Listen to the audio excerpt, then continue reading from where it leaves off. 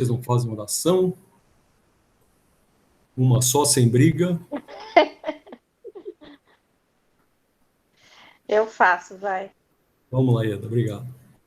Leda, não Ieda. Você É. põe Ieda aqui para mim se consertar. Tá.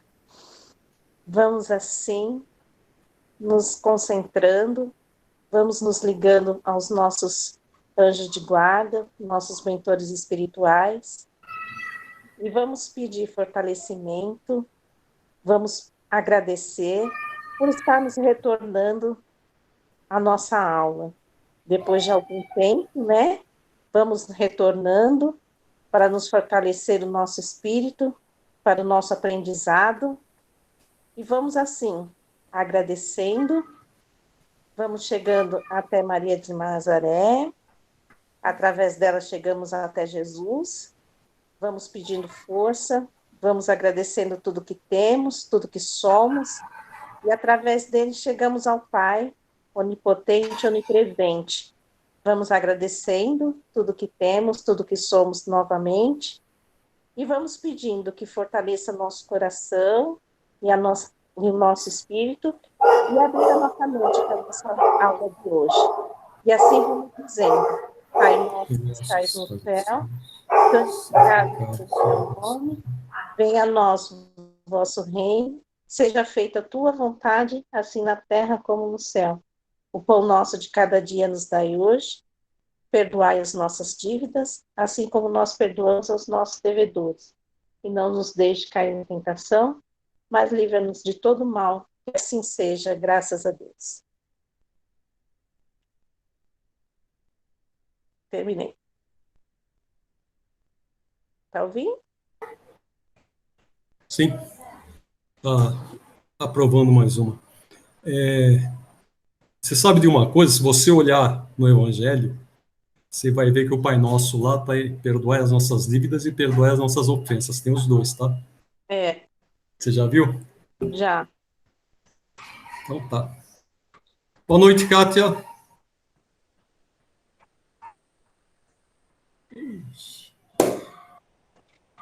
Então, tudo bem? Então vamos lá, eu vou ler o Evangelho. Boa noite, tudo bem com vocês? Oi, Kátia! Oi, Leda! Professor Dirceu, tudo bem? Como é que você saudade de vocês!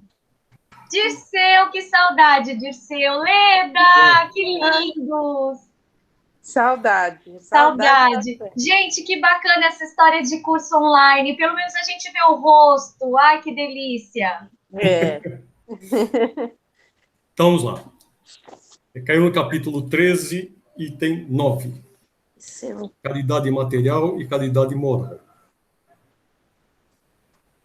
Amemo-nos uns aos outros e façamos ao outro o que quereríamos que nos fosse feito. Toda a religião e toda a moral estão contidas nesses dois preceitos. Se fossem seguidos aqui na Terra, seríeis todos perfeitos, nada de ódios, nada de dissensões.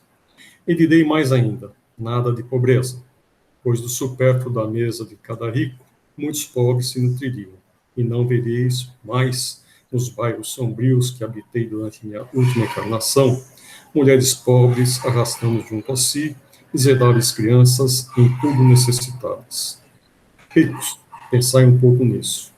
Ajudai o mais que podeis aos infelizes. Dai para que Deus um dia vos retribua o bem que tiveres feito, para que encontreis, ao sair de vosso envoltório terrestre, um cortejo de espíritos reconhecidos que vos receberão no limiar de um mundo mais feliz. Se pudesseis saber a alegria que experimentei ao encontrar aqui aquele que pude beneficiar em minha última vida, eu já respondo. Amai, pois, vosso próximo, amai-o como a vós mesmos, pois agora o sabeis. Esse infeliz que repelis é talvez um irmão, um pai, um amigo que afastais para longe. Então, como será vosso desespero ao reconhecê-lo no mundo dos espíritos? Desejo que compreendais bem o que deve ser a caridade moral, aquela que qualquer um pode praticar, aquela que não custa nada de material e, no entanto, a mais difícil de ser posta em prática. A caridade moral consiste em suportarem-se uns aos outros, e é o que menos fazeis nesse mundo onde, no momento, estáis encarnados. Há um grande mérito, crede-me, em saber calar-se, deixando falar outro mais tolo que si. E isso é também um gênero de caridade.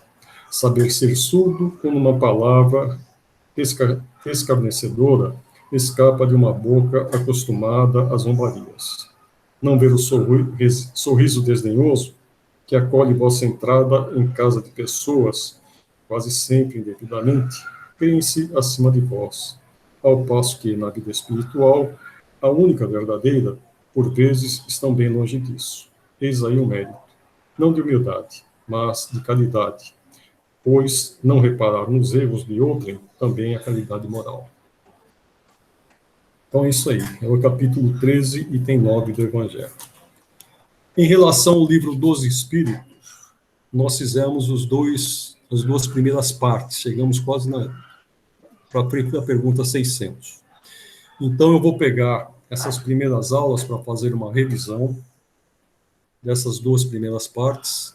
Não vamos passar por tudo, eu vou procurar pegar os detalhes para a gente destacar esses detalhes, né? E depois a gente, então, chega lá na parte, as duas últimas partes, na parte 3, que vai ser a parte moral, e na parte 4, que é mais parecido com o céu e inferno, tá? Então, gostei dessa coruja, viu, Tamires? É o Valentim. É Valentim? Legal. Saudades Então, de trabalhar no zoológico. Você trabalhou aqui? Ou em São Paulo? Aqui no Horto de São Vicente. No Horto? Na época que era bom ainda. Nós temos várias alunas lá que trabalham. Lá da faculdade tem vários alunos. É verdade, da Unesp, verdade, tem mesmo. Tem bastante. Né? Então, vamos lá. Eu fiz aqui, ao invés da gente ficar passando o PowerPoint, eu fiz um texto que depois eu coloco à disposição de vocês, tá? Então, a recordação dos assuntos estudados. Quem quiser interromper, pode interromper. Eu vou fazendo a leitura. Qualquer dúvida, por favor, perguntem. O Espiritismo não aconteceu por acaso. Platão, já entrevida e designada como mundo dos sentidos e mundo das ideias, o mundo físico e o extrafísico, apresentar-se-á como uma singularidade capaz de se repetir em outros lugares e com outras pessoas. Kardec e Napoleão. Contam as tradições do mundo espiritual que, na madrugada de 1º de janeiro de 1800, ao se apagarem as luzes do século XVIII, foi reunida na psicosfera próxima da Terra uma imensa assembleia para traçar os destinos da humanidade. Aquela reunião havia sido programada há mais de 300 anos e deveria definir os roteiros dos séculos XIX e XX, inaugurando uma era nova para a humanidade. Os narradores deste evento asseveram que naquele momento especial faziam-se presentes delegações de espíritos que habitaram as mais diferentes nações da Terra, desde as entidades venerandas que precederam a história dos tempos contemporâneos, independente de suas crenças religiosas. Todos trabalhando para auxiliar a lei da evolução.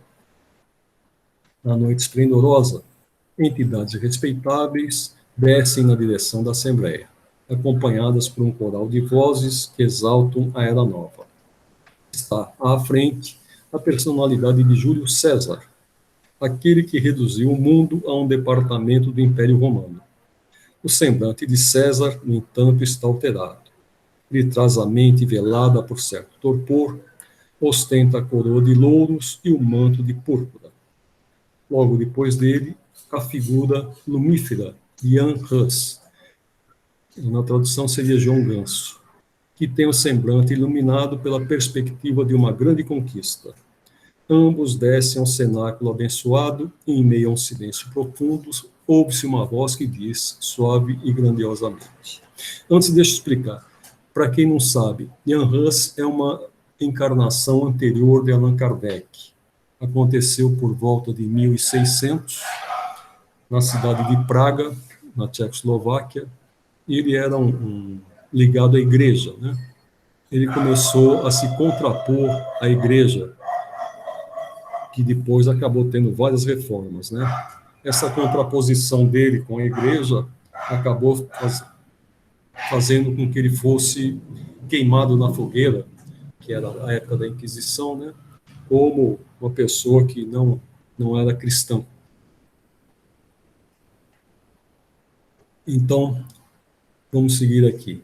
Uma voz suave e que diz grandiosamente: César, deleguei-te a tarefa de preparar a terra para o cristianismo. Convidei-te a abrir os horizontes de Roma para a minha chegada. Estabeleci as diretrizes dos grandes conquistadores para que um só idioma se espalhasse pelo mundo, desde a hora de Alexandre Magno, quando preparou o Mediterrâneo, através da língua grega, e tu preparaste os horizontes da terra através do latim. Mas malograste dolorosamente, mergulhaste no prazer sangue sedento de destruição, e o punhal de Brutus arrebatou-te o corpo no momento em que te dirigias ao Senado para lugares mais prepotência e mais poder. Hoje eu te coloquei na indumentária de Napoleão Bonaparte, para que reúnas os estados europeus sob o estandarte da paz, a fim de que o meu mensageiro leve à terra a mensagem que eu tenho embutido nos corações dos homens, e que os sentimentos vis entorpeceram erigindo as manifestações da teocracia, do absolutismo, do abuso. Eu sei que o mergulho na carne envolve a mente em sombras, mas a ti compete a tarefa de preparar a terra para ele, o enviado do Paracleto, o missionário da terceira revelação. Nesse momento, Ian Hus acerca-se de César, já como Napoleão Bonaparte, e curva-se, reverente. A voz transcendental prossegue dizendo: ele levará o símbolo da fraternidade, abrirá os caminhos por onde percorrerão as naves da ciência, e nos seus passos estarão as artes e a literatura. Ele será o embaixador da religião do amor, que tem por base a caridade. Será auxiliado por outros mensageiros de minha confiança, a preparar na terra o advento do reino dos céus. Ian Hus levanta-se, dominado pelas lágrimas, que contempla o infinito de onde vem a voz, que ressoa naquele cenáculo abençoado. As observações penetram na acústica das almas, e a pouco, acercam-se de Napoleão e do grande Ian Hus, seres angelicais que terão a tarefa de preparar o advento da era nova do planeta terrestre. E, à medida que eles sobem ao imenso palanque das exortações, a multidão se levanta e pétalas chovem sobre a Assembleia Transcendental. Desde outubro de 1804, 2 meses depois que Napoleão Bonaparte se consagrou imperador dos franceses em Notre-Dame, no dia 2 de agosto de 1804, nasce na Terra Hippolyte Léon Denisard Rivail, que a humanidade passará a conhecer a partir de 1857 como Allan Kardec, para trazer a doutrina espírita às almas, inaugurando verdadeiramente um momento grandioso do cristianismo nos corações. Alguma dúvida até aqui? Não. Então, sigamos. A base da religião espírita. Ela está alicerçada no que se denomina Pentateuco, que são 5 livros, né? Então, penta vem lá do grego, quer dizer 5. E teuco é alguma coisa relacionada à teologia, a Deus. Então, Pentateuco espírita, todas elas ditadas pelos espíritos, e se compõem das seguintes obras: o Livro dos Espíritos, que surgiu em abril de 1857, o Livro dos Médiuns, em janeiro de 1861, o Evangelho segundo o Espiritismo, em abril de 1864, o Céu e o Inferno, em agosto de 1865, a Gênese, em janeiro de 1868. Então, o que nos interessa para o nosso estudo é o Livro dos Espíritos, né? É a primeira obra compilada por Kardec. Ela veio a lume em 18 de abril de 1857. Para quem não sabe, 18 de abril é considerado o Dia dos Espíritas aqui no Brasil. Foi até o Mário Covas quem determinou essa data, ela é a obra que estamos estudando. Este é o livro básico da filosofia espírita. Então, o livro dos Espíritos, ele contém tudo sobre o Espiritismo. Nele estão contidos os princípios fundamentais do Espiritismo para todos os povos da Terra, tal como foram transmitidos pelos Espíritos superiores a Allan Kardec, através do concurso de diversos médiuns. Seu conteúdo é apresentado em 4 partes. Gente, eu não publiquei para vocês, né? Desculpem. Deixa eu mostrar aqui, apresentar. Desculpem. Compartilhar. Aí vocês podem ir acompanhando. Eu só estou lendo aqui, vocês estão vendo só minha cara aí.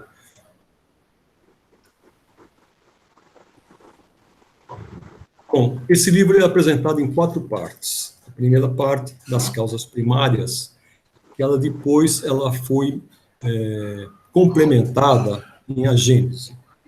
A segunda parte, do mundo espírita, ou mundo dos espíritos, que ela é complementada com o livro dos médiuns.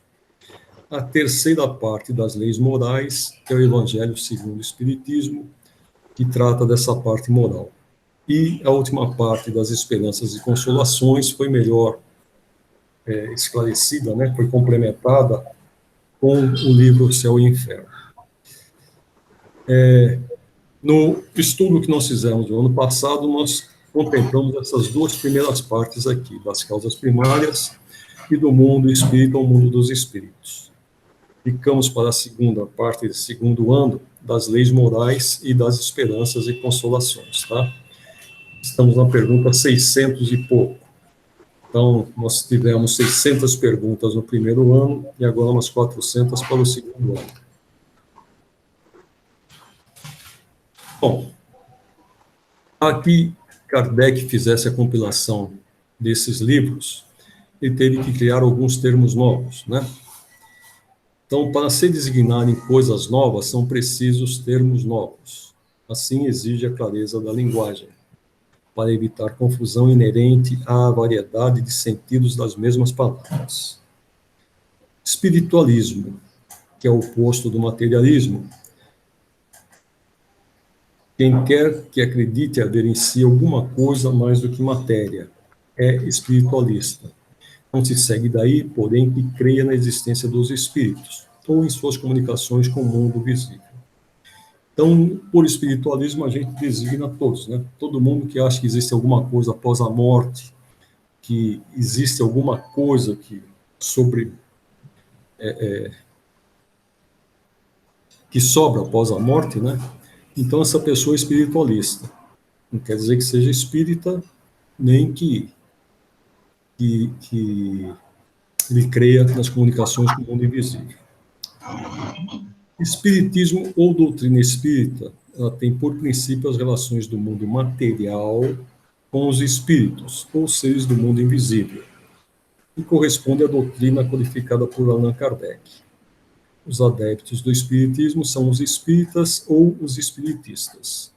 Então, o termo espírita hoje ele é muito usado por todas as religiões que acreditam em espíritos e principalmente que acreditam na comunicação dos espíritos, né?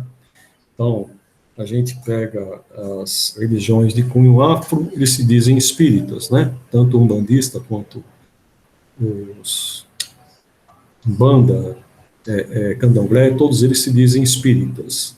Só que esse termo espírita ele deveria ser usado para denominar o seguidor da doutrina espírita codificada por Kardec. Nos outros países, o espiritismo espírita quer dizer isso daí, que são os seguidores da doutrina codificada por Kardec. Aqui, a gente costuma dizer que nós somos kardexistas, né? Que é justamente para diferenciar essas denominações de espíritas por outras religiões que se apossaram do termo, eu diria até que por designar alguma coisa que eles acreditavam.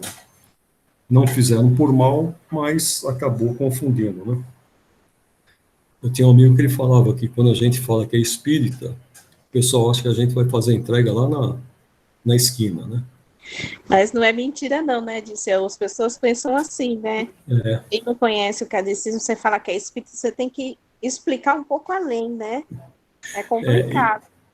mas ele dizia também o seguinte, que a pessoa, quando você fala que é espírita, o primeiro pensamento é esse, né, que você vai fazer a entrega. Aí quando Exatamente. morre alguém, ela acha que você é telefone. Vem lá, morreu um parente meu, não dá para comunicar com ele. É isso Né? mesmo. São as confusões que as pessoas fazem, elas não conhecem o princípio espírita. Né? Aí Mas que a a gente tem pior, que explicar. Dirceu, Diga, Ô, Dirceu, e diga. o negócio quando falam espírita mesa branca? O que é esse negócio de mesa branca? É outra denominação que foi dada ao kardecismo, né? Como a gente fazia sempre com a mesa, com uma toalha branca, ficou essa denominação de mesa branca, né?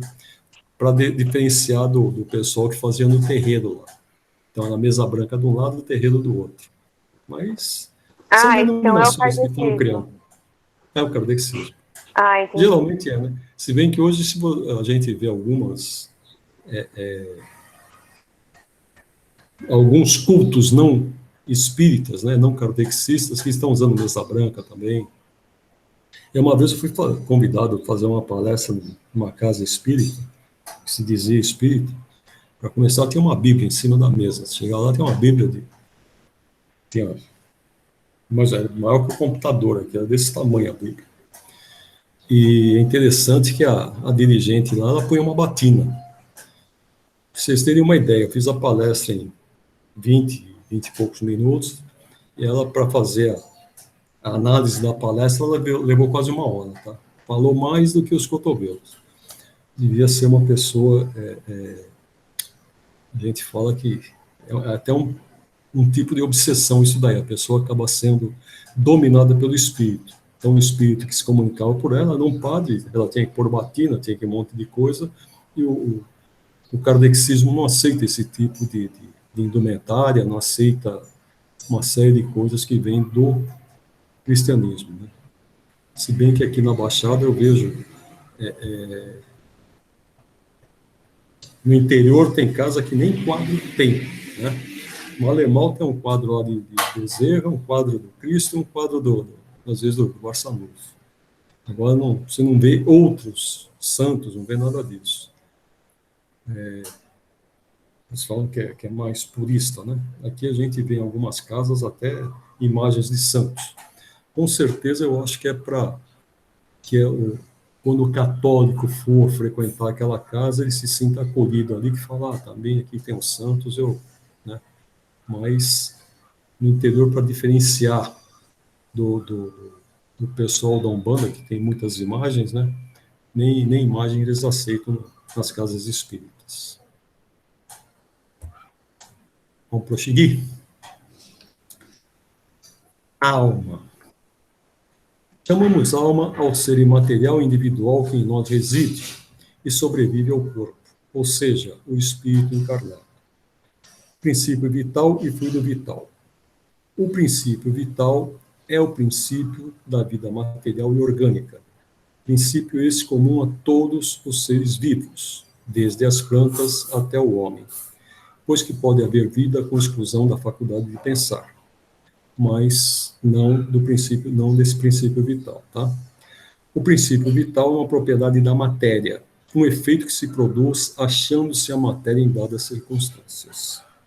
Ele reside em um fluido especial, universalmente espalhado, e do qual cada ser absorve e assimila uma parcela durante a vida. Tal como os corpos absorvem a luz, esse seria então o fluido vital, ao qual também se dão os nomes de fluido magnético, fluido nervoso, etc. Algumas pessoas acreditam que quando a gente nasce, a gente vem com uma cota de fluido vital e que esse fluido a gente vai consumindo durante a vida, quando o fluido acaba a vida também, tá? Isso não condiz com a realidade. A gente tem essa troca de fluido vital. Então, às vezes a gente está com fluido baixo, você percebe, né? O próprio corpo acaba sofrendo ação. E outras vezes a gente está com esse fluido aí nas tampas, né? Principalmente quando é um médio passista, quando ele vai dar passe lá, ele sente esse negócio jorrar nas pessoas, né? Então, a gente não tem uma acepção, mas é uma matéria bem quintessenciada. Não deixa de ser matéria, né? Também é uma corrente, porque é um fluido magnético ou fluido nervoso. São denominações que dão ao fluido vital. Os seres orgânicos têm em si uma força íntima que determina o fenômeno da vida, enquanto essa força existe. A vida material é comum a todos os seres orgânicos e independe da inteligência e do pensamento. A inteligência e o pensamento são faculdades próprias de certas espécies orgânicas. Então, tanto a inteligência quanto o pensamento, ele existe em outros seres além dos seres nominais, tá? Ô, Dirceu, eu ia fazer uma pergunta do fluido vital, acabou Vamos saindo lá. aqui. Algumas doenças, como depressão, né, que é considerada doença tal, tem alguma coisa a ver com a diminuição do fluido vital? Eu acho que a própria depressão leva você a diminuir o seu fluido vital. Você acaba não absorvendo o fluido vital. Você cria uma barreira. Entendeu? Então é o inverso, né? É. A depressão que faz a diminuição do fluido vital. Algumas doenças físicas, elas também diminuem esse fluido vital. Ah, tá. Mas nunca o inverso, o fluido vital que causa algumas doenças. Não. Ah. Ele é uma energia, vamos dizer assim, né? Certo. É algo que você tem em si, se você tem sobrando, se você for passista, você sente muito essa energia jorrando de você. E tem essa coisa assim que a gente fala, quando alguém está roubando energia, nossa, né? Que algumas pessoas dizem que sente, eu não sei se isso é verdade. Gente, tem alguma coisa a ver desse fluido vital também? Sim, ele tira a sua energia, né? A energia que a gente tem, ela é basicamente fluido vital. Mas você falou isso, eu me lembrei de um fato. Eu trabalhava numa empresa e o chefe do departamento pessoal era uma pessoa muito negativa, entendeu? E uma vez um amigo meu falou, você toma cuidado com fulano lá, se você chegar perto dele, você pode ver, ele começa a abrir a boca, abrir a boca e vai sugando toda a tua energia. E essa pessoa não era espírito. Eu achei muito interessante ele falar isso. E eu percebi que você chegava perto dessa pessoa, ele ficava bocejando.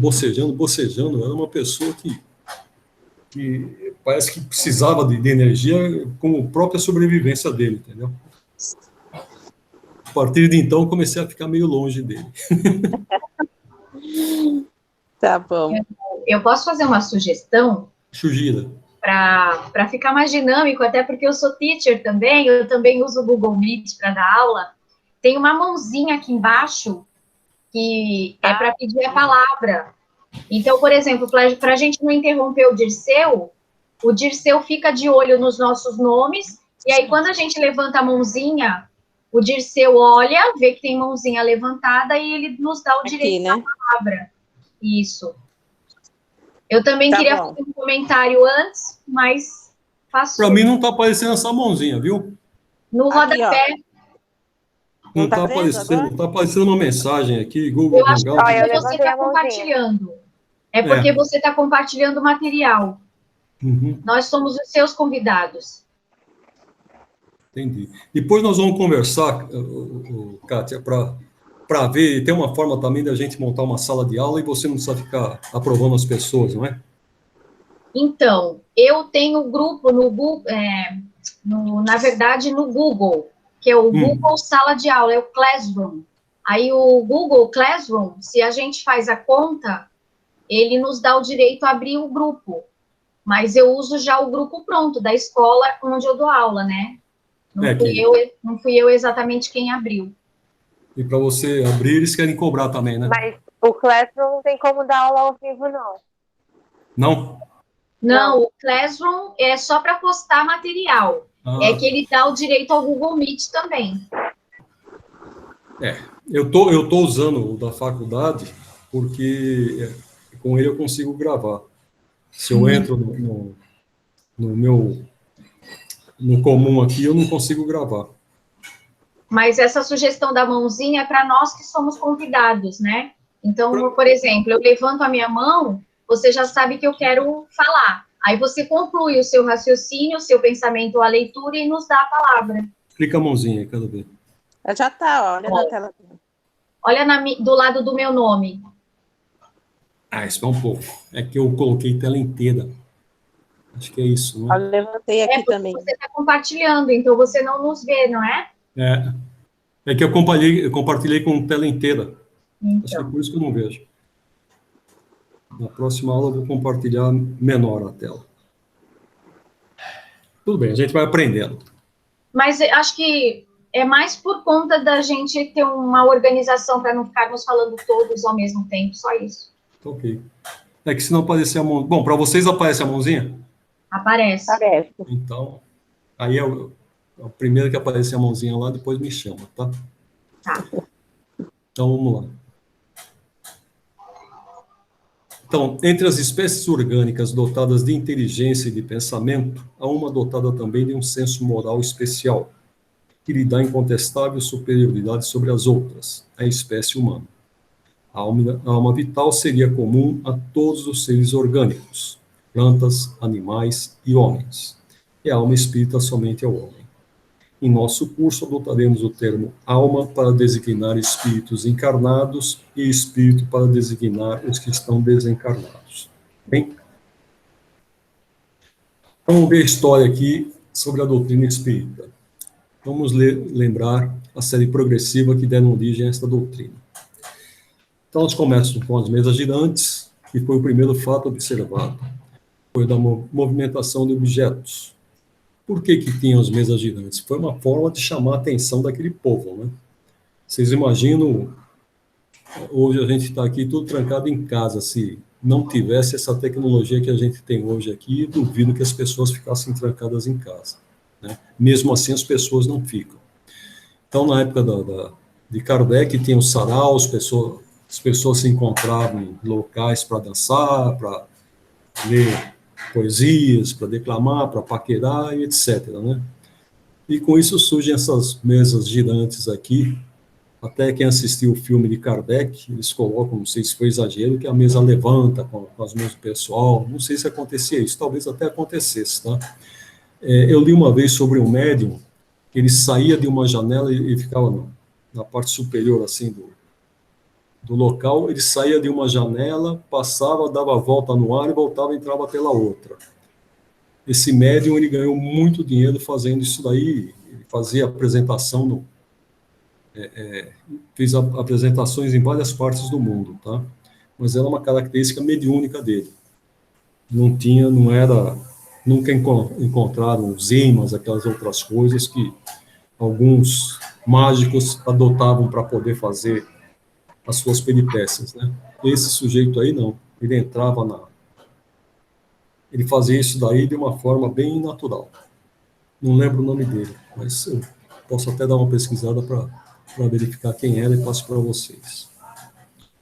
Então, designaram vulgarmente pelo nome de mesas girantes ou dança das mesas. Esse fenômeno parece ter sido notado primeiramente na América, entretanto, a história prova que ele remonta à mais longínqua antiguidade. Quer dizer que acontecia muito antes, mas as pessoas não se ativeram como naquela época de 1800, né? Ele se produziu rodeado de circunstâncias estranhas, tais como ruídos insólitos, pancadas sem nenhuma causa ostensiva. Em seguida, propagou-se rapidamente pela Europa e pelas outras partes do mundo. Esse das pancadas, né, os records, como o pessoal chamava, ele aconteceu principalmente nos Estados Unidos, né, com duas meninas que começaram a escutar as batidas em casa, começaram a brincar, achando que era fantasma, conseguiram fazer um meio de comunicação com esse espírito, com essas pancadas, né? Então, era uma pancada para sim, duas pancadas para não, elas foram fazendo perguntas, até que descobriram que na casa onde elas moravam tinha o corpo de uma pessoa que era justamente o espírito que estava se comunicando com elas. Então, isso daí surgiu com muita força nos Estados Unidos. Mas, na Europa, eram mais as mesas girantes. Então, as primeiras manifestações inteligentes se produzindo por meio de mesas que se levantavam e com um dos pés davam certos números de pancadas, respondendo desse modo sim ou não. Aqui também estabeleceu-se um método de comunicação com aquele objeto inanimado, né? Conforme fora convencionada uma pergunta feita. Então, pessoas deviam fazer as perguntas as mais esdrúxulas possíveis, né? Você vai num lugar que o pessoal está se divertindo, você não vai querer uma coisa séria, né? Mas conseguiram fazer essa parte de comunicação. E com isso, algumas pessoas mais curiosas, né? E tentando descobrir o que era, elas foram levando para outras localidades, né? Não mais nos salões, já, mas aí já em salas mais restritas, e conseguiram fazer uma série de perguntas mais objetivas, perguntas mais sérias, né? E foram respondidas pelos espíritos. Com isso daí eles fizeram um calhamaço, 50 cadernos, que quando o Kardec ele chega à doutrina, né? Ele vai muito desconfiado e tal. O pessoal, como ele era um cientista muito conhecido, inclusive pela sua didática, pela sua forma de ensino, eles apresentam esses cadernos para Kardec e essa foi a base que ele começa a fazer. Ele começou a classificar esses cadernos, as perguntas que eram feitas, ele foi classificando as perguntas por temas e assim por diante, e depois ele complementa o seu trabalho através compilando esses cadernos, né? Compilando as ideias, ele complementa o trabalho. A coisa evolui nessa época, os próprios espíritos sugerem que passa aquela cestinha com um lápis, aí começa a ter coisas escritas muito mais rápidas, e depois os próprios médiuns acabam, eles mesmos, se tornando um meio de comunicação para os espíritos. Então, tudo isso daí foi uma evolução que ocorreu em pouco tempo, né? Então, as mesas girantes, os raps, foi para chamar a atenção, e depois toda essa comunicação, embora eu acredite que espíritos zombeteiros tenham continuado com as mesas girantes e assim por diante, né? Enquanto for lhes permitido fazer esse tipo de intervenção, e as pessoas mais sérias começaram a ter outras propostas, eles foram tendo meios mais rápidos de comunicação, meios mais firmes, né? Então, as primeiras manifestações inteligentes se produziram por meio de mesas, respondendo desse modo sim ou não, conforme for convencionado. Obtiveram-se depois respostas mais desenvolvidas com auxílio das letras, né? Acho que todo mundo já teve aquele negócio da seta que vai para a letra e assim por diante, ou com o copo, né? Vocês devem conhecer esse tipo de comunicação. E depois chegou-se a formar, através das cestas, eles formaram as palavras e até escritos.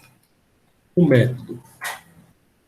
O ser misterioso que assim respondia, interrogado sobre sua natureza, declarou que era espírito ou gênio. Gênio é uma denominação que eu acho que vem do grego. Então, eu acho que tem algumas coisas que eles se denominavam, não sei se era costume, se era conhecido em algum local, mas talvez em algumas localidades, ao invés de espírito, eles chamassem de gênio, em outros locais chamassem de espírito ou alma, né? Ele declinou um nome e prestou diversas informações a seu respeito. Há aqui uma circunstância muito importante que se deve assinalar, é que ninguém imaginou os espíritos como meio de explicar os fenômenos. Foram os próprios seres que se comunicavam, que designaram a si mesmos pelo nome de espíritos ou gênios. Então, não foi uma denominação dada pelos seres encarnados, pelos próprios seres desencarnados que assim se autodenominaram, né? Declarando alguns, pelo menos, terem pertencido a homens que viveram na Terra. Eles compõem o mundo espiritual, como nós constituímos o mundo corporal durante a vida terrena. Tal meio de correspondência demorado e incômodo, Foi um desses seres invisíveis que aconselhou a adaptação de um lápis a uma cesta ou outro objeto. Colocada em cima de uma folha de papel, a cesta é posta em movimento pela mesma potência oculta que move as mesas. Mas, em vez de um simples movimento regular, o lápis traça por si mesmo caracteres formando palavras, frases, dissertações de muitas páginas sobre as mais altas questões de filosofia, de moral, de metafísica, de psicologia, etc., e com tanta rapidez quanto se escreve com a própria mão. Surgimento da psicografia. A cesta e a prancheta só podem ser postas em movimento debaixo da influência de certas pessoas, dotadas de um poder especial, as quais se designam pelo nome de médiuns, isto é, meios intermediários entre os espíritos e os homens. As condições que dão esse poder resultam de causas ao mesmo tempo físicas e morais, ainda imperfeitamente conhecidas, porquanto há médiuns de todas as idades, de ambos os sexos, em todos os graus de desenvolvimento intelectual, que se desenvolve pelo exercício. A experiência deu a conhecer muitas outras variedades de faculdade mediadora, vindo a saber que as comunicações podiam igualmente ser transmitidas pela palavra, pela audição, pela visão, pelo tato, etc. E até pela escrita direta dos espíritos, isto é, sem o concurso da mão do médium nem do lápis. Vocês conhecem essa escrita direta? Já ouviram falar? Não. A escrita direta é o seguinte: você faz a reunião numa sala, você coloca papel e lápis dentro de uma gaveta, no móvel, fecha a gaveta. Quando acaba a reunião, você pega, tem algo escrito lá dentro. Essa é a escrita direta, sem o concurso de médiums, tá? Isso daí a gente vê com mais clareza depois no livro dos médiums. Interessante, né? Isso é para não pôr dúvida, né? Se a pessoa tem dúvida da comunicação, alguma coisa, quando vê um negócio desse daí, ela fica sem dúvida nenhuma. Se tinha dúvida, não vai ter mais. Com certeza. Em certos casos, as respostas revelam tal cunho de sabedoria, de profundeza e de oportunidade, exprimem pensamentos tão elevados, tão sublimes, que não podem emanar senão de uma inteligência superior, impregnada da mais pura moralidade. Outras vezes são tão levianas, tão frívolas, tão triviais, que a razão recusa admitir derivem da mesma fonte. Então, a gente, tal como Kardec, a gente tem comunicações de todos os tipos, né? Então, podemos ter com muita sabedoria, com muita profundidade, ou podemos ter essas frívolas, levianas, triviais, né? Vai depender da intenção que a gente faz a pergunta e da intenção de quem está respondendo. Lá na cidade que eu morava, tem um médium, ele faz pintura mediúnica. Não sei se vocês já viram alguma vez a pintura mediúnica. Já viram ou não?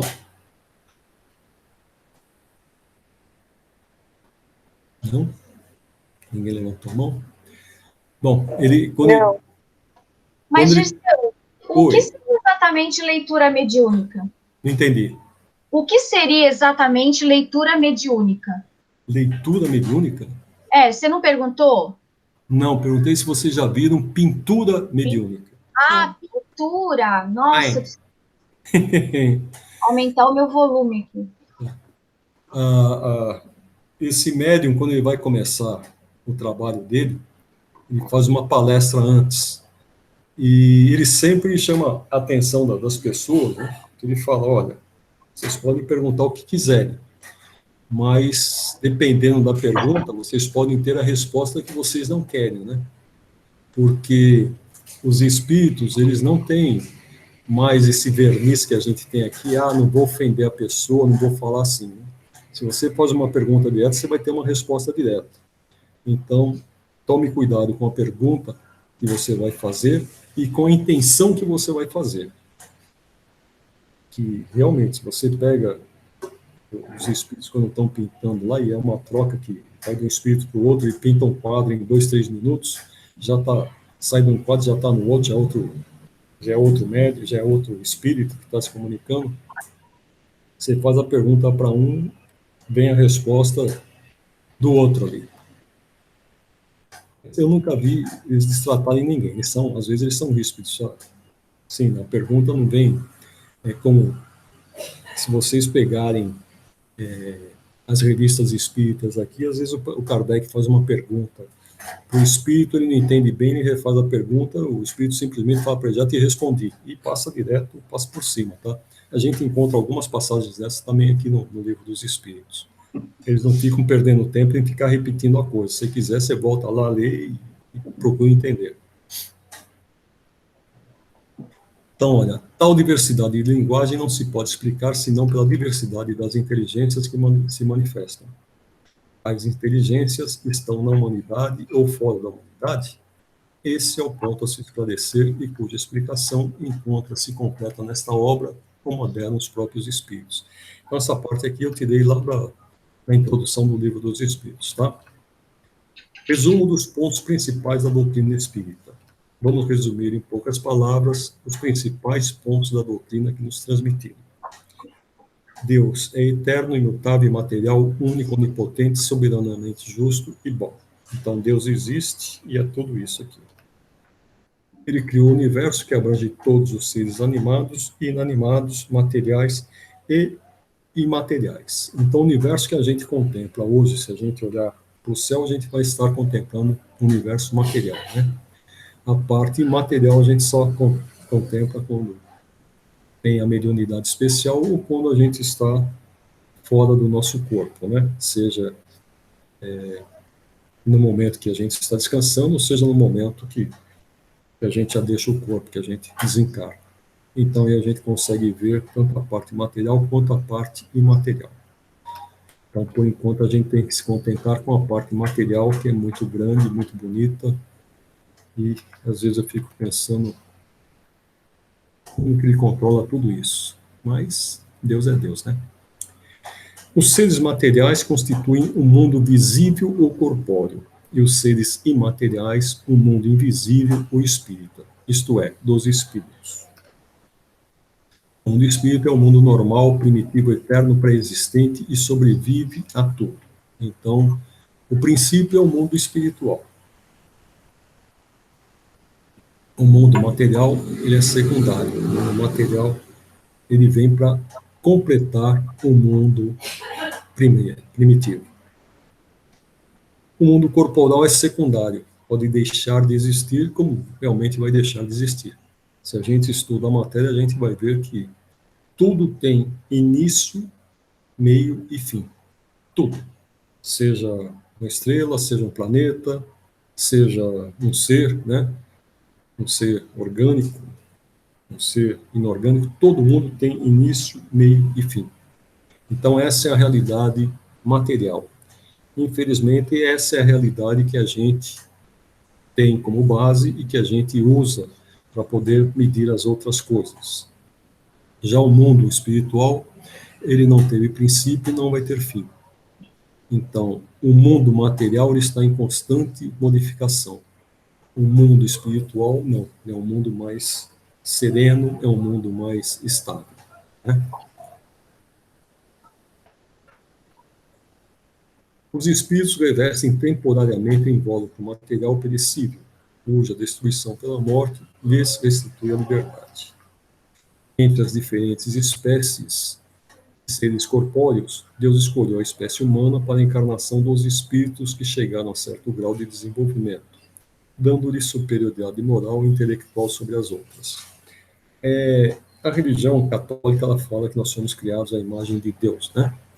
Mas isso daí é o espírito. O espírito não tem forma. Então as pessoas acham que Deus tem a forma humana, como a gente aqui, né? 2 braços, 2 pernas, assim por diante, e acha que os seres extraterrestres, né? Eles também têm algo parecido com isso. Mas a gente pode encontrar vida de todas as formas, né? Se a gente pegar aqui na Terra, quantos milhões de formas não existem, né? E todas elas têm o princípio vital. Pode ser que daqui a alguns milênios, o que hoje é um ser aí, um molusco aqui na Terra, ele se torne um ser inteligente, um ser que tenha a ter a parte moral lá na frente, né? Todos nós estamos em evolução, inclusive eles. Então, necessariamente, não teria essa forma corpórea que a gente tem. Então, aqui ele diz que há no homem 3 coisas. 1, o corpo ou ser material, análogo aos animais, é animado pelo mesmo princípio vital. Então, essa aqui é a parte material, é aquilo que todos nós vemos. Tá? 2, a alma ou ser imaterial, que é o espírito encarnado no corpo. E 3, o laço que prende a alma ao corpo, que é o princípio intermediário entre matéria e espírito. Então, para que o espírito ele possa agir sobre a matéria, ele precisa desse terceiro ser aqui, esse laço que é o perispírito. Essa foi uma palavra também criada pelo Kardec. Ele usou para isso daí o peristema. Peristema, né, que chama, Tamires? O quê? Da flor é peristema, né? Sim, uma das estruturas, sim. Foi aí que ele baseou para chamar de perispírito, né? Então, tem assim o homem 2 naturezas. Primeira, pelo corpo, ele participa da natureza dos animais, cujos instintos lhe são comuns. E pela alma, onde ele participa da natureza dos espíritos. Então, um é para a parte material, o outro é pela a parte espiritual. A morte é a destruição do invólucro mais grosseiro. O espírito conserva o segundo, que é o perispírito. Ele constitui um corpo etéreo, invisível para nós no estado normal, porém que pode tornar-se acidentalmente visível e mesmo tangível, como sucede nos fenômenos de aparição, das aparições, né? Vocês sabem como é que chama um corpo que não tenha, nesse caso aqui, quando é o próprio perispírito que ele se faz, ele se mostra? Não. Ele chama-se agênere. Como? Agênere. Ah, que interessante. Como assim de seu que os perispíritos se mostra? O espírito ele acaba conseguindo fazer com que o seu perispírito se torne visível. Então ele pode vir se comunicar com você, você vai achar que é uma pessoa normal, mas na realidade é só espírito e perispírito. Ele não tem um corpo físico. Então por isso que se chama gênero. Tem uma passagem na revista Revista Espírita, né? Que tem um espírito desse que ele começa a se comunicar, ele ficava metade do corpo mostrando e a outra metade não mostrando. Eu vou ver se eu acho esse texto aí para passar para vocês. Isso ele faz para uma pessoa com várias vezes, até a pessoa se conscientizar que ele está pedindo para a pessoa fazer alguma coisa para ele e a pessoa não quer fazer, tá? Mas ele fica metade visível e metade invisível. Também apareceu. Deve ser um barato isso daí. Cruel, né? É cruel. Quem é que vai ficar perto? Eu não fico. Por mais espírita que eu seja, eu não fico, não. É isso aí. Então, lá, o espírito não é um ser abstrato indefinido, só possível de se conceber pelo pensamento. É um ser real, circunscrito. Em certos casos, se torna apreciável pela vista, pelo ouvido e pelo tato. Os espíritos pertencem a diferentes classes e não são iguais, nem em poder, nem em inteligência, nem em saber, nem em moralidade. Os espíritos da primeira ordem são os espíritos superiores, que se distinguem dos outros pela sua perfeição, seus conhecimentos, sua proximidade de Deus. Pela pureza de seus sentimentos e por seu amor ao bem, são os anjos ou espíritos bons. O resto é o resto. Das outras classes se acham cada vez mais distanciados da perfeição. Então, se a gente for estudar lá na frente, ele vai ter 3 classificações, né? Espíritos superiores, intermediários e espíritos inferiores. Aqui na abertura ele só fala dos espíritos superiores e depois dos outros espíritos, inclusive aqueles que são secundários, que já estão chegando lá, próximos dos espíritos superiores, também são considerados ainda imperfeitos. Realmente, porque a gente deve ter, em chegar nessa classe de espírito, a gente ainda tem alguma coisa a burilar, né? Até se tornar superior. Os das outras classes se acham cada vez mais distanciados na perfeição. Então, quanto mais impuro, mais distantes da perfeição.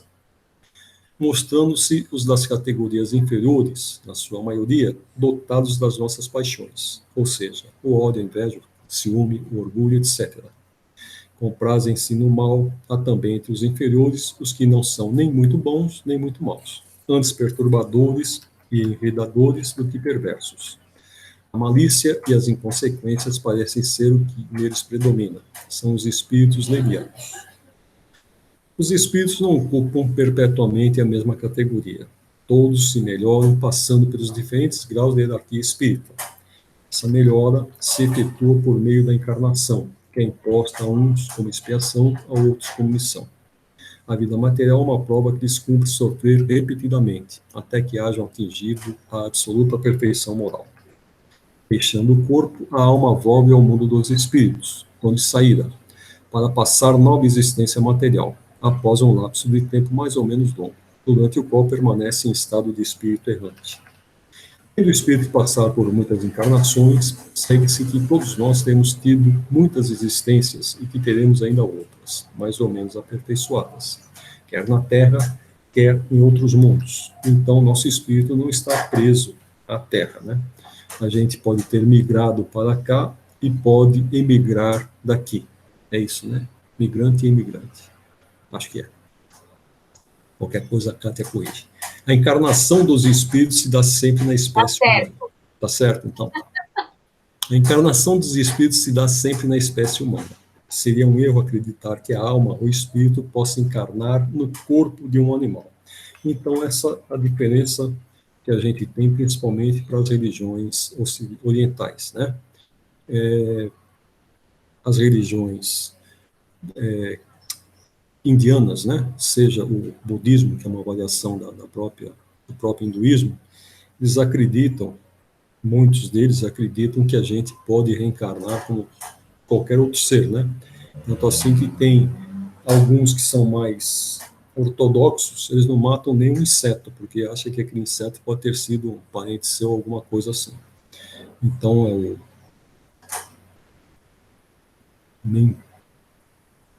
mentecapto, acho que é esse caso quando a gente pode voltar com o animal. Mentepsicose. No caso, aqui eles estão dizendo que a gente vai evoluindo e não regride. As diferentes existências corpóreas do espírito são sempre progressivas e nunca regressivas, mas a rapidez do seu progresso depende dos esforços que faça para chegar à perfeição. A alma são as do espírito que está encarnado nela. Assim, o homem de bem é a encarnação de um bom espírito, o homem perverso é de um espírito impuro. A alma possuía sua individualidade antes de encarnar, conservando-a depois de se haver separado do corpo. Na sua volta ao mundo dos espíritos, encontra ela todos aqueles que conheceu na Terra, e todas as suas existências anteriores se lhe desenham na memória com a lembrança de todo o bem e todo o mal que fez. Isso aqui em termos, né? Nem todos conseguem ter, logo depois da encarnação, essa visão aqui. Se a pessoa passa por uma encarnação muito inferior, muito degradante, né? Geralmente ele não tem essa visão do que aconteceu antes ou o que aconteceu que ele teve em outras encarnações. Precisa ser um espírito já com certo grau de conhecimento, tá? O espírito encarnado se acha sob influência da matéria.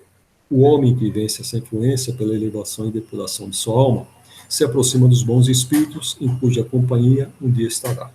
Aquele que se deixa dominar pelas más paixões e põe todas as suas alegrias na satisfação dos apetites grosseiros se aproxima dos espíritos impuros, dando predominância à sua natureza animal.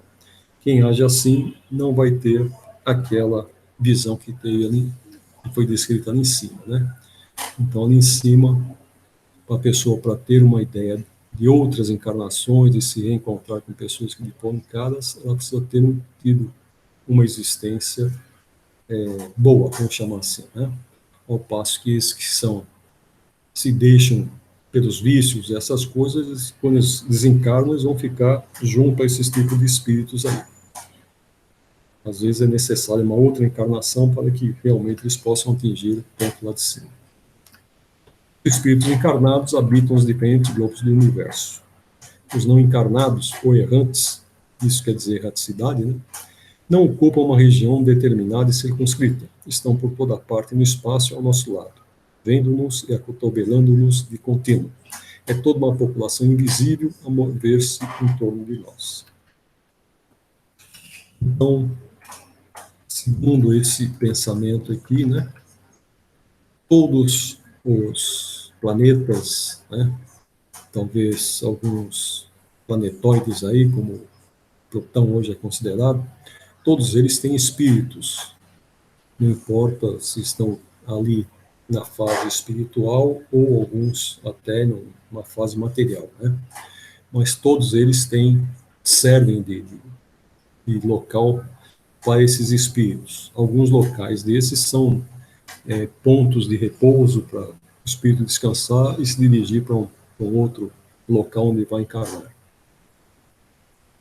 Então, não existe nada sem que haja alguém ali usufruindo ou, às vezes, até penitenciando, né? Os espíritos exercem incessante ação sobre o mundo moral e mesmo sobre o mundo físico. Atuam sobre a matéria e sobre o pensamento e constituem uma das potências da natureza, causa eficiente de uma multidão de fenômenos até então inexplicados ou mal explicados, e que não encontram explicação racional senão no espiritismo. As relações dos espíritos com os homens são constantes. Os bons espíritos nos atraem para o bem, nos sustentam nas provas da vida e nos ajudam a suportá-las com coragem e resignação. Os maus nos impelem para o mal, mas é prazeroso ver-nos assemelhar a eles. As comunicações dos espíritos com os homens são ocultas ou extensivas. As ocultas se verificam pela influência boa ou má que exercem sobre nós, a nossa revelia.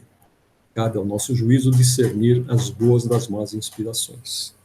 As comunicações ostensivas se dão por meio da escrita, da palavra ou de outras manifestações materiais, quase sempre pelos médiuns que lhes servem de instrumentos.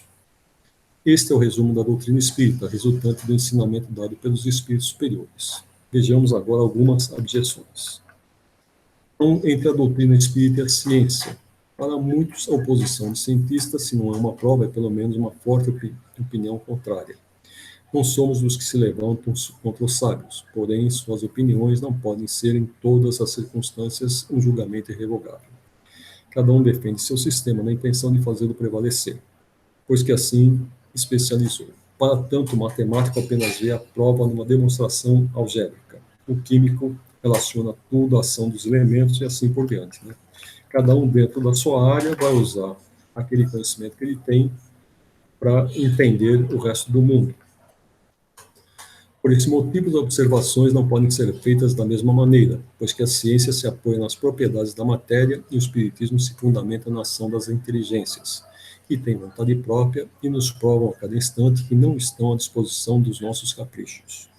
Quando surge um fato novo que não se situa no círculo de alguma ciência conhecida, o sábio, para estudá-lo, deve despojar-se de seu saber e considerar como um estudo novo, que não se pode fazer com ideias pré-concebidas. Seriedade da doutrina. Acrescentamos que o estudo de uma doutrina que nos mostra um mundo de coisas novas, como a doutrina espírita, só pode ser estudada por homens sérios, perseverantes, isentos de prevenções e movidos por uma série de vontade de chegar a um resultado esclarecedor. Eu acredito que, como Kardec fazia parte da sociedade espírita, da sociedade científica, né? Ele tenha tido alguns contrapontos com seus colegas, né? Que não estudaram com a mesma seriedade que ele, não tinham o mesmo conhecimento, não tinham o mesmo material que ele tinha e acabaram se colocando contra, né? Eles já eram contra, inclusive, uma boa parte do que a Igreja Católica preconizava, né? Na época tinha e ainda tem, né? Um certo revanchismo entre a Igreja, aquilo que a Igreja Católica fala e aquilo que o cientista pensa. Então, muitos cientistas se diziam ateus, né?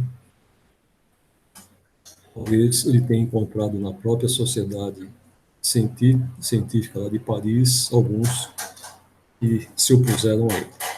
No filme aparece alguma coisa, o pessoal tentando dissuadi-lo, né? O que caracteriza um estudo sério é a sequência que se dá a esse estudo. Uma questão, aliás, é muitas vezes complexa e requer, para ser esclarecida, indagações preliminares ou complementares. Quem quer aprender uma ciência deve fazer um estudo metódico dela, começar pelo início e seguir o encadeamento e desenvolvimento das ideias. Acontece exatamente o mesmo com as relações que estabelecemos com os espíritos. Se quisermos nos instruir na sua escola, é preciso fazer um curso com eles, mas proceder exatamente como entre nós, selecionar os professores e trabalhar com constância. Pensamos que os espíritos superiores apenas veem as reuniões sérias, em especial aquelas que reinam a perfeita comunhão de pensamentos e sentimentos pelo bem. A leviandade e as questões inúteis os afastam, como entre os homens afastam as pessoas racionais. O campo fica então livre à multidão de espíritos mentirosos e fúteis, sempre à espreita de ocasiões para zombar e se divertir à nossa custa. Sede, portanto, mais laboriosos e perseverantes em vossos estudos.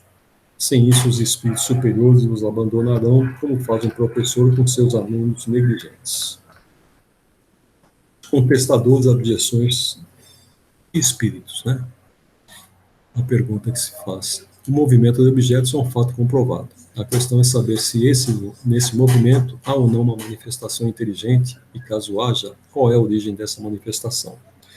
Kardec coloca objeções que poderiam ser levantadas por seus opositores e de antemão esclarece aos mesmos.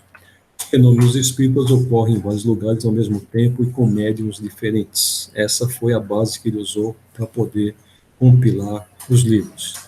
Então ele fazia uma pergunta, distribuía em vários países e depois ele esperava. Essa pergunta era feita por todos no mesmo dia. E ele esperava obter essas respostas, né, para depois compilar. Se todas as respostas fossem semelhantes, né, elas não precisariam ser iguais, mas elas precisariam ter a mesma ideia. Ele considerava essa resposta como tendo sido feita pelos espíritos. Se as perguntas, se as respostas elas começavam a se contrapor, ele acabava tirando muitas dessas questões. Tanto assim que tem um livro que acho que é Obras Póstumas, que traz muitas dessas perguntas que não fizeram parte dos livros e que, por haver alguma contradição, ele acabou não colocando no livro dos Espíritos. Tá? Não há charlatanismo, pois não há lucro, o trabalho é feito gratuitamente. Dai de graça que de graça recebestes. Não pode haver mistificações, pois pessoas distantes que não se conhecem dão as mesmas respostas aos mesmos assuntos. Não podem ser uma ilusão, pois seriam muitas pessoas de bom senso envolvidas ao mesmo tempo e não se pode enganar a todos durante todo o tempo. Na linguagem dos espíritos, sabemos que os mesmos não são iguais nem em conhecimento nem em qualidades morais. E tem-se que passar pelo crivo da razão que dizem. Dizer que nas comunicações espíritas a intervenção de um poder diabólico é, no mínimo, subestimar e ignorar a bondade divina, achando que Deus somente permitiria a manifestação dos maus espíritos sem o contrapeso do conselho dos bons. Ao admitir a comunicação dos maus espíritos, estão reconhecendo a veracidade das manifestações. Quando evocamos um espírito, ele geralmente é de um conhecido, pois senão não teríamos como evocá-lo. Quanto ao fato de serem somente espíritos ilustres que se comunicam, isto é muito relativo, pois nem sempre que foi grande na Terra o é no mundo espiritual, a cada um segundo as suas obras. Sobre a identidade dos espíritos, quem pode nos assegurar que aqueles que dizem ter sido, por exemplo, Sócrates, Júlio César, Carlos Magno, Napoleão, Washington, etc., tenham realmente animado esses personagens? Alguns adeptos da doutrina espírita admitem a intervenção e a manifestação dos espíritos, mas se perguntam como comprovar sua identidade. Essa comprovação é de fato muito difícil de se estabelecer, já que não pode ser apurada por meio de um documento de identidade. Pode, entretanto, ser feita por alguns indícios. Quando o espírito de alguém que conhecemos se manifesta, ocorre em geral que sua linguagem está em perfeita relação com seu caráter. Isso já é indício da identidade. Um filho não se equivocaria certamente com a linguagem de seu pai e de sua mãe, nem os pais com o de seu filho. Somente os espíritos que atingiram um certo grau de purificação estão desligados de toda influência corporal. Porém, quando não estão completamente desmaterializados, conservam a maior parte das ideias, das tendências e até mesmo das manias que tinham na Terra, o que demonstra o meio de o conhecermos. Se, portanto, a identidade dos espíritos evocados pode ser até certo ponto estabelecida em alguns casos, não há razão para que não sejam em outros. E se em relação às pessoas cuja morte ocorreu há mais tempo, não há os mesmos meios de controle. Tem-se sempre da linguagem e do caráter que revela, porque seguramente o espírito de um homem de bem não falará como um perverso ou um devasso. Quanto aos espíritos que se apresentam exibindo nomes respeitáveis, logo se traem pela linguagem e pelos ensinamentos. Aquele que dissesse ser Fenelon, por exemplo, embora acidentalmente ofendesse o bom senso e a moral, mostraria por esse simples fato a fraude. A experiência nos mostra que os espíritos da mesma categoria, do mesmo caráter e animados pelos mesmos sentimentos, se reúnem em grupos ou famílias, que o número de espíritos é incalculável e estamos longe de conhecê-los todos, que até mesmo a maior parte deles não tem nome para nós. Então, François Melon, pseudônimo de François de Sagnac de la Motte de Fénelon, também conhecido como Cisne de Cambraia, foi um teólogo católico, poeta e escritor francês, cujas ideias liberais sobre política e educação esbarravam contra o status quo da Igreja e do Estado nessa época, e viveu de 1651 a 1715. O espírito da mesma categoria de Fénelon pode vir em seu lugar, muitas vezes enviado a seu pedido. Isso acontece muito com Bezerra, né? Como ele é muito chamado aqui, por nós, principalmente aqui no Brasil, então ele tem os seus ajudantes, né, os seus espíritos de mesma categoria, são pessoas que fazem parte da equipe de Kardec, da equipe de Bezerra, que acabam aparecendo nos vários centros espíritas para ajudar as pessoas que os estão chamando. Às vezes, mesmo na sua casa, necessariamente não é Bezerra, mas às vezes um de seus discípulos. Então, um espírito enviado a seu pedido pode apresentar-se sob seu nome, pois lhe é idêntico, e substituí-lo porque precisamos de um nome para fixar nossas ideias. Mas o que importa, em definitivo, é que um espírito seja realmente ou não de Fénelon. A partir do momento que somente diz coisas boas e fala com o próprio Fénelon e é um bom espírito, o nome com que se apresenta é indiferente. Muitas vezes é apenas um meio de fixar nossas ideias. Contudo, é certo que a substituição dos espíritos pode ocasionar uma série de enganos e resultar em erros, e muitas vezes em mistificações. Essa é uma dificuldade do espiritismo prático, mas nunca dissemos que fosse algo fácil, nem que pudesse aprendê-lo brincando, como se faz com qualquer outra ciência. Nunca será demais repetir que ele pede um estudo assíduo e frequentemente bastante prolongado. Ao observador atento e paciente, os fatos se produzem, então ele descobre milhares de detalhes característicos que representam fachos de luz. É assim também nas ciências comuns, enquanto o homem superficial vê numa flor apenas uma forma elegante, o sábio descobre nela tesouros para o pensamento. Contradições entre os espíritos. Dizemos que os estudos requerem uma atenção firme, uma observação profunda e, principalmente, como em todas as ciências humanas, continuidade e perseverança. São necessários anos para fazer um médico medíocre e 3/4 da vida para fazer um sábio. Dessa forma, como pretender em algumas horas adquirir a ciência do infinito? Portanto, não nos enganemos. O estudo do Espiritismo é imenso. Toca em todas as questões da metafísica, da ordem e de ordem social. É todo o mundo que se abre diante de nós. Não nos será de se espantar que seja preciso tempo e muito tempo para o adquirir. Acrescentemos ainda que a forma de resposta depende muitas vezes da forma da pergunta. Seria ingenuidade encontrar uma contradição onde há apenas uma diferença de palavras. Os espíritos superiores não se prendem de nenhum modo à forma. Para eles, o fundo do pensamento é tudo. Ocorre o mesmo em relação a Deus. Ele será o princípio de todas as coisas, o Criador do universo, a soberana inteligência, o infinito, o grande espírito, etc. E decisivamente será sempre Deus. Deixemos, portanto, as coisas de pura convenção mais importância do que merecem para nos ocuparmos daquilo que é verdadeiramente sério.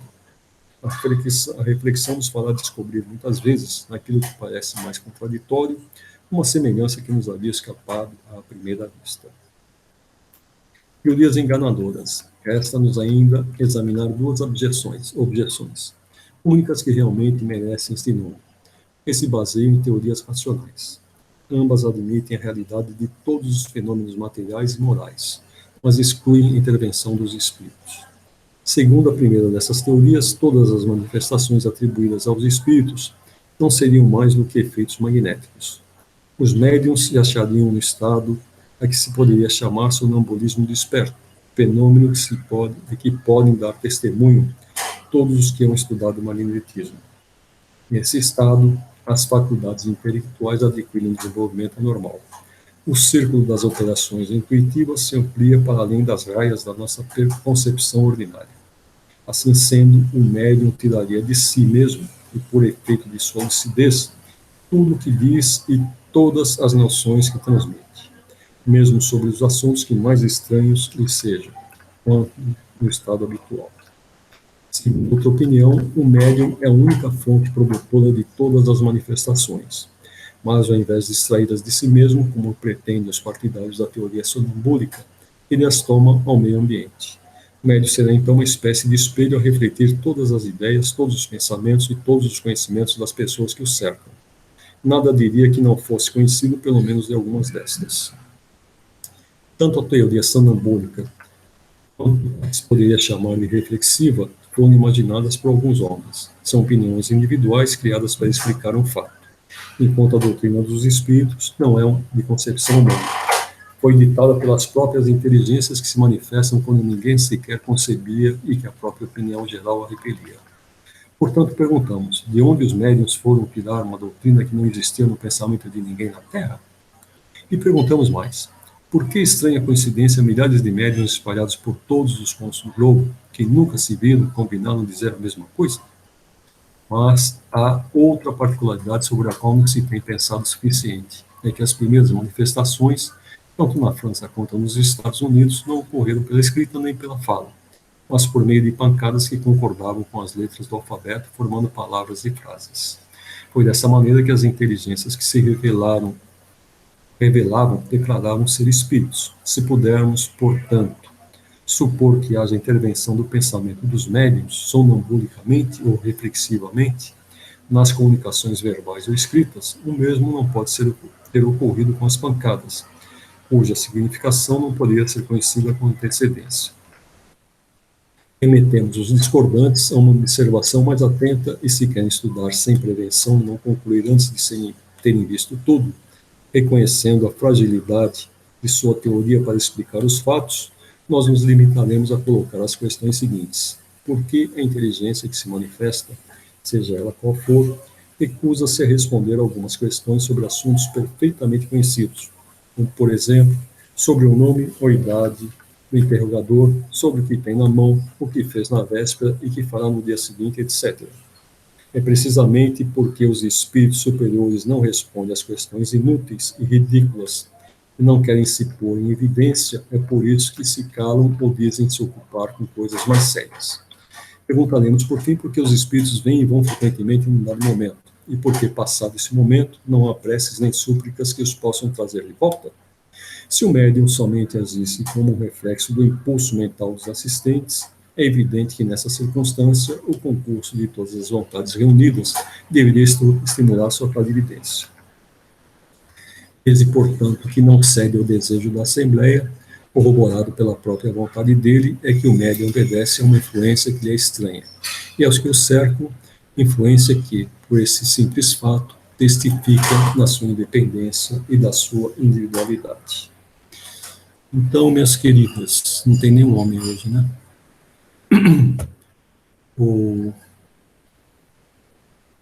Esse é o resumo da introdução do Livro dos Espíritos.